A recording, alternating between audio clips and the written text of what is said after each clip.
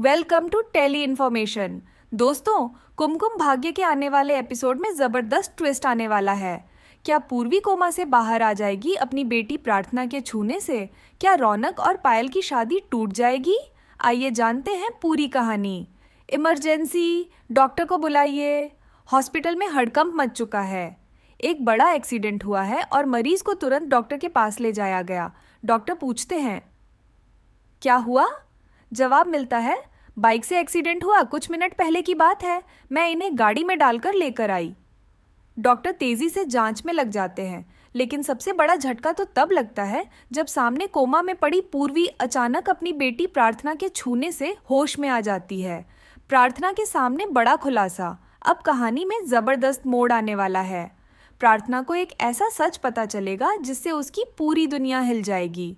जिस परिवार के साथ वह रह रही थी वो उसका असली परिवार नहीं है। यह जानकर प्रार्थना पूरी तरह टूट जाएगी और इस सदमे की वजह से उसकी तबीयत भी बिगड़ जाएगी।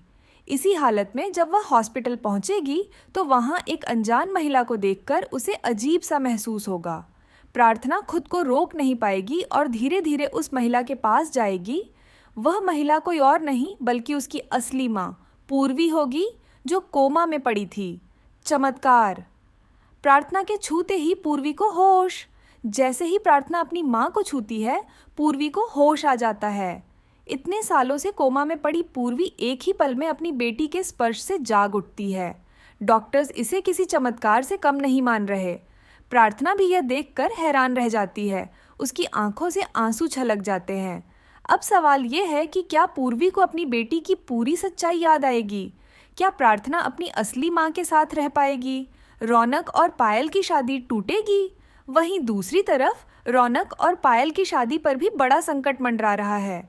रौनक तो इस शादी से बिल्कुल भी खुश नहीं है। उसने अपनी माँ से साफ कह दिया है कि वह किसी भी कीमत पर यह शादी नहीं करेगा। उधर पायल भी इस शादी से खुश नहीं है, क्योंकि उसे रौनक बहुत घमंडी लगता है। लेकिन इन दोनों की माताएं सिर्फ अपने बिजनेस के फायदे के लिए इस शादी को करवाना चाहती हैं। पर रौनक की नज़रों में कोई और बस चुकी है, और वो है प्रार्थना। रौनक को प्रार्थना की सादगी और मासूमियत भा गई है और अब वह सिर्फ उसी से शादी करना चाहता है।